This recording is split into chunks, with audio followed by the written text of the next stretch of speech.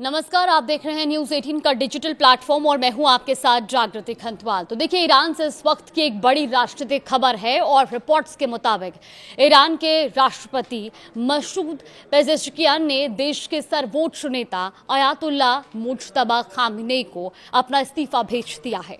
Iran international की report में ये दावा किया गया कि राष्ट्रपति पेजेश्कियान ने अपने इस्तीफे में लिखा है कि देश की सत्ता पर पूरी तरह इस्लामिक रेवोल्यूशनरी गार्ड कॉर्प्स यानी कि IRGC के कमांडरों का नियंत्रण हो गया है।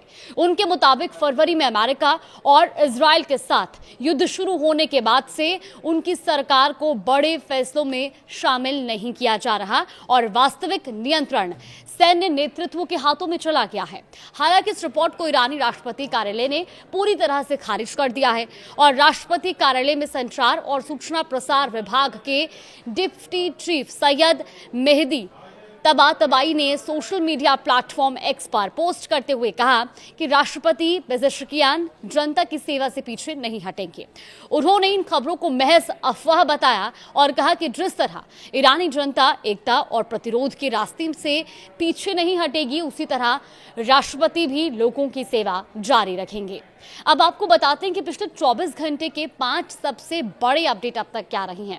देखिए, पहला अपडेट तो यह है कि दक्षिणी लेबनान से इजरायली सेना ने 900 साल पुराने ऐतिहासिक ब्यूरो फोर्ट किले और उसके आसपास की पहाड़ियों पर कब्जा कर लिया है। बताया यह भी जा रहा है कि पिछले 26 सालों में लेबनान के भीतर इजरायल की सबसे बड़ी सैन्य घुसपैठ है। अब दूसरा अपडेट यह है कि फ्रांस से जुड़ा, जहां लेबनान में इजरायल की बढ़ती सैन्य कार्रवाई को देखते हुए फ्रांस ने संयुक्त राष्ट्र सुरक्षा परिषद की आपात बैठक बुलाने की मांग की है। तीसरा बड़ा अपडेट यह है कि अमेरिका से जो जानकारी सामने आ रही है, अमेरिकी राष्ट्रपति डोनाल्ड ट्रंप ने कहा है कि अमेरिका ने ईरानी सेना के खिलाफ उतनी सख्त कार्रवाई नहीं की जितनी वो अतीत में दूसरे देशों की सेनाओं के खिलाफ करता रहा है। और चौथा बड़ा अपडेट है ईरान की ओर से, जहां ईरान ने साफ कहा कि जब तक उसे ये भरोसा नहीं हो जाता कि उसके अधिकार पूरी तरह सुरक्षित हैं, तब तक अमेरिका के साथ किसी भी समझौते को मंजूरी नहीं दी जाएगी। और पांचवा सबसे बड़ा अपडेट है समुद्री मोर्चे से, अमेरिका ने ईरान की ओर से जा रहे एक और मालवाहक जहाज को रोक दिया है। जानकारी के अनुसार 17 अप्रैल से अब तक अमेरिका 6 जहाजों को ईरान जाने से रोक चुका है और इस बीच लेबनान में युद्ध विराम को लेकर भी महत्वपूर्ण गतिविधियां देखने को मिल रही हैं। लेबनान के राष्ट्रपति जोसेफ आउन ने अमेरिका के प्रस्ताव को आगे बढ़ाने और संसद स्पीकर नबीह बेरी की सहमति लेने की कोशिश की है। नबीह बेरी को हिजबुल्लाह का करीबी माना जाता है और अल जजीरा की रिपोर्ट के अनुसार एक अमेरिकी अधिकारी के हवाले से ये बताया गया कि नबी बेरी ने यह भी कहा है कि वो युद्ध विराम को लेकर हिजबुल्लाह की प्रतिबद्धता की गारंटी दे सकते हैं, लेकिन इसके लिए उनकी एक शर्त है, इजराइल को सबसे पहले गोलीबारी बंद करनी होगी। तनाव कम करने के लिए अमेरिका एक नए प्रस्ताव को भी सामने रख रहा है और इस प्रस्ताव के तहत अमेरिकी विदेश मंत्री मार्को रूबियो ने लेबनान के राष्ट्रपति जोसेफ आउन और इजराइल के प्रधानमंत्री बेंजामिन नेतन्याहू से अलग अलग बातचीत की है।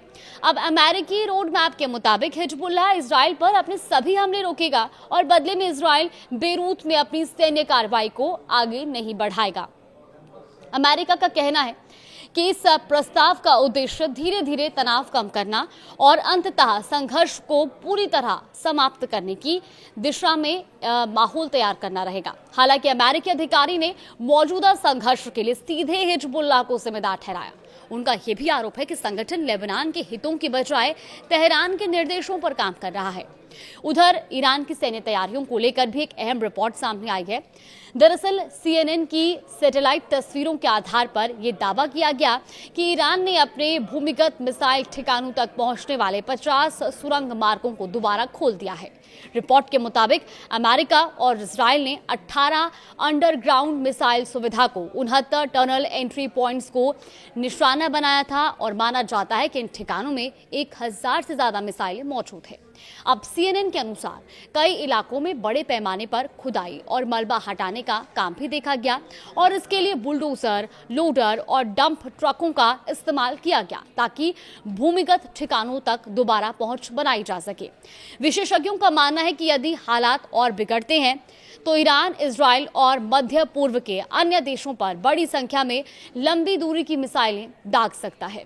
अब इस बीच अमेरिकी राष्ट्रपति डोनाल्ड ट्रंप ने ईरान के साथ प्रस्तावित समझौते को लेकर भी बयान दिया और उन्होंने कहा कि इस समझौते में परमाणु मुद्दों का स्पष्ट और विस्तृत उल्लेख किया गया है। अब ट्रंप के मुताबिक समझौते का बड़ा हिस्सा परमाणु मामलों पर केंद्रित है और इसमें इस विषय के कई पहलुओं पर विस्तार से चर्चा भी की गई।